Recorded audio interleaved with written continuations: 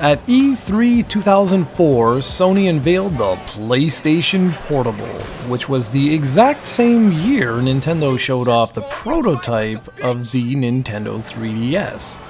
And I was actually at that year's E3, and I will never forget how blown away I was by the technology inside the PSP. Just about everyone you spoke to on the show floor was saying the same thing. Nintendo's system looked vastly inferior, and that Nintendo was actually in serious trouble. Now, hindsight is 20/20 as they say, and we all know just how wrong not only I was, but just about the entire industry. When I plopped in this UMD into my PSP 3000 to capture this footage, I couldn't help but be taken back just for a moment to that same feeling I had at that infamous E3. How exactly did the PSP end up getting beaten by the DS again? That's a rhetorical question, just so we're clear. Grand Theft Auto Liberty City Stories hit the PSP in late 2005 and was meant to be the de facto killer app for the system, as it was actually released just a few months after the system's debut in North America. It remains one of the system's highest selling games, and I thought for certain that this would be the one title that pushed the system over the edge and would utterly destroy Nintendo's new handheld. But boy, did that not happen.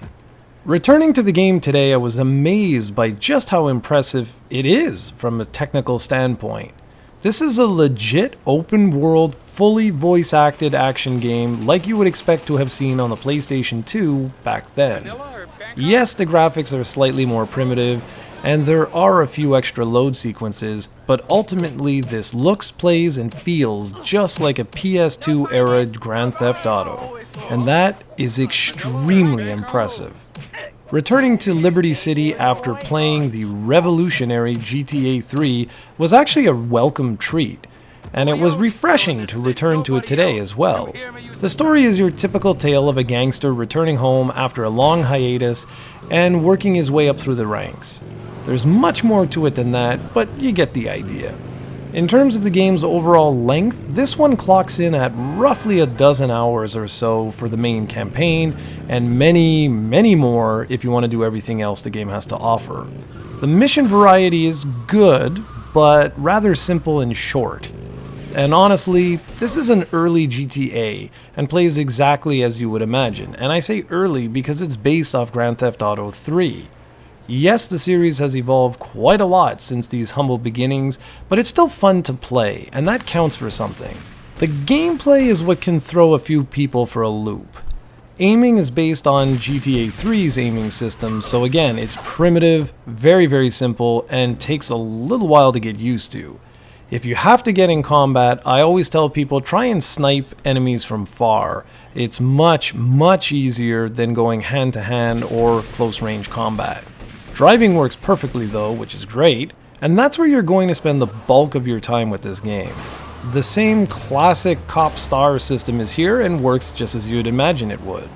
All things considered, given the PlayStation Portable doesn't have a right analog stick, the gameplay isn't that bad, it's just that it takes a little bit of getting used to. The music isn't as great as some of the other GTA games, but it does an okay job, I suppose. I remember back in the day, that was actually my biggest disappointment I had with this game. I was blown away with this, by the way. Being able to play a Grand Theft Auto like this on the go, wow, that was absolutely amazing. The biggest problem I have with Grand Theft Auto Liberty City Stories is the fact that it plays 100% like a console GTA, right down to the fact that you have to save your game at a safe house. Now, you might be perplexed, I'm just praising the game, why is that a bad thing? Well, it's actually one of the main reasons why the PlayStation Portable didn't beat the DS. Most of the system's games were not specifically catered to the portable gaming audience. So while you could put your PSP to sleep, that's not the same thing as actually being able to save your game, shut it down, and then resume later on.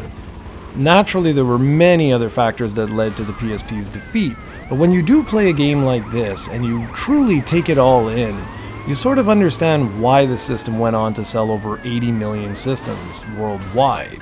This is a really impressive showpiece for the PlayStation Portable.